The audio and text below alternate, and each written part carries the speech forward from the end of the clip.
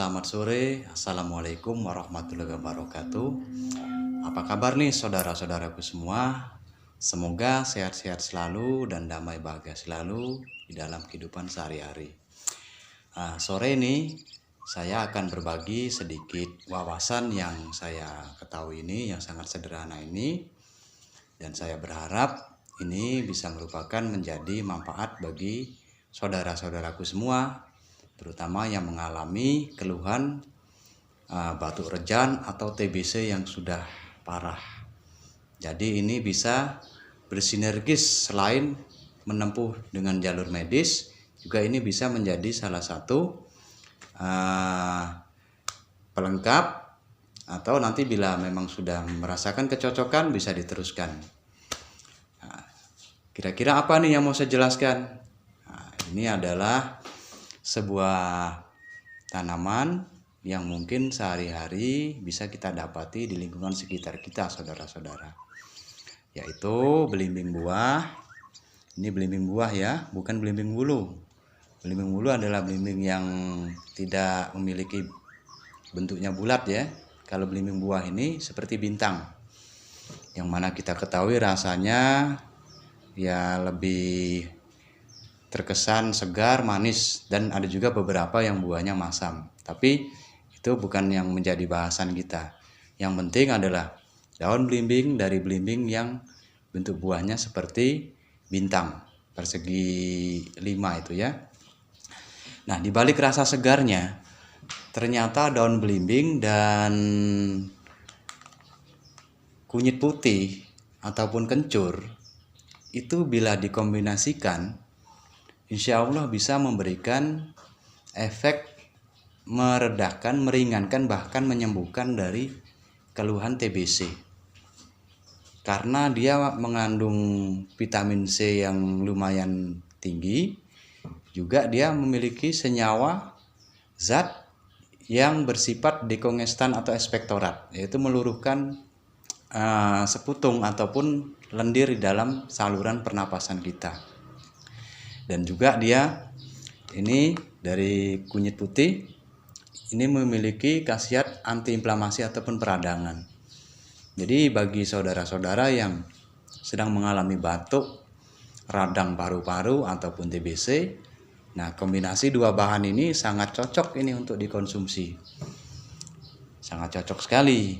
Dan ini juga bisa untuk meluruhkan dari cairan. Karena kondisi paru-paru itu biasanya sangat lembab atau basah. Nah, bagaimana cara meramunya? Ya, berhubung saya hanya menyediakan bentuk tepung ini, kunyit putih, nanti saya akan kasih contoh gambarnya di akhir video. Dan contoh gambar lebih jelasnya juga daun belimbing di akhir video. Cara meramunya gampang. Bahan utamanya adalah daun belimbing, kira-kira 1 genggam. Dan bahan pelengkapnya adalah kunyit putih ataupun kencur. Nah itu kira-kira 2 ibu jari. Jadi kunyit putih 2 atau 3 ibu jari, ataupun kencur 2 atau 3 ibu jari. Dijadikan satu dengan 1 genggam daun belimbing.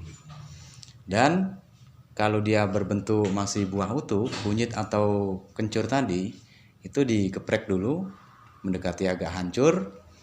Dan daun belimbingnya juga dipretelin dulu, kira-kira 1 genggam, dimasukkan ke dalam wadah masak yang terbuat dari tanah liat ataupun dari stainless. Hindari dari panci aluminium, karena alat masak yang terbuat dari aluminium itu dikhawatirkan bisa merusak zat aktif yang sebenarnya kita butuhkan untuk proses penyembuhan diri kita, seperti itu. Nah, dibikin kalau memang kondisinya sudah sangat kronis, dibikin sehari 2 kali. Dan ketika sudah mulai keluhannya berkurang, bisa dikurangi dosisnya sehari 1 kali hingga sampai sembuh. Dan ini pun sudah sembuh, apakah masih boleh mengkonsumsinya? Tentu saja boleh, karena ini sifatnya herbal ini bukan destruktif, melainkan konstruktif, dia membangun. Jadi walaupun kita tidak punya keluhan masalah yang kita atasi tadi, dia bisa menyehatkan di organ-organ lain. Bisa menekan kolesterol, juga menstabilkan tekanan darah ataupun gula darah, seperti itu.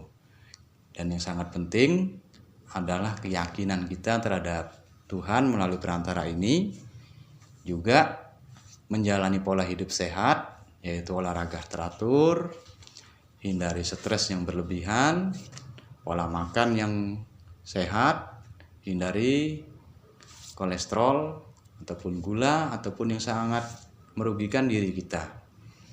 Dan bagi yang sudah mengalami ataupun yang belum juga, saya wanti-wanti, bila memang kita kalau tidur itu masih menggunakan pendingin dari kipas angin, tolong jangan dihadapkan secara langsung arah aliran anginnya ke diri kita, karena itu juga bisa memacu paru-paru basah. Artinya bukan tidak boleh, tapi dipantulkan ke dinding ataupun ke lantai sehingga kita dapat hawa dinginnya sudah dari pantulannya. Itu yang pertama. Yang kedua, hindari tidur di atas lantai, karena itu juga bisa memacu paru-paru basah, bahkan penyakit-penyakit lain termasuk rematik dan masuk angin, seperti itu. Dan kurangi es, karena es itu ya memang rasa menyegarkan, tapi dibalik itu juga kalau kita terlalu sering, terutama yang berusia 30 ke atas, itu tidak baik nanti pengaruhnya, karena sifatnya dingin. Sedangkan tubuh ini lebih baik, suhu badan adalah baik bagian dalam maupun luar, yang idealnya adalah hangat, bukan dingin. Ketika dingin nanti akan timbul serangan penyakit yang macam-macam, seperti itu. Nah, mungkin ini bisa dipraktekkan, dan silahkan nanti melihat gambar jelasnya di akhir video. Dan saya berharap video saya yang sederhana ini bisa menjadi manfaat bagi saudara-saudaraku semua. Bila memang ada manfaatnya, ini adalah semata-mata berkah ataupun anugerah dari Tuhan Yang Maha Kuasa atau Gusti Allah Subhanahu wa Ta'ala. Dan bila memang ada kekurangan dari penyampaian saya ini, semata-mata datangnya dari diri saya. Kepada Allah saya mohon ampun, kepada saudara-saudaraku saya mohon maaf yang sebesar-besarnya. Wallahul muwaffiq ila aqwamit thoriq. Wassalamualaikum warahmatullahi wabarakatuh. Salam Rahayu.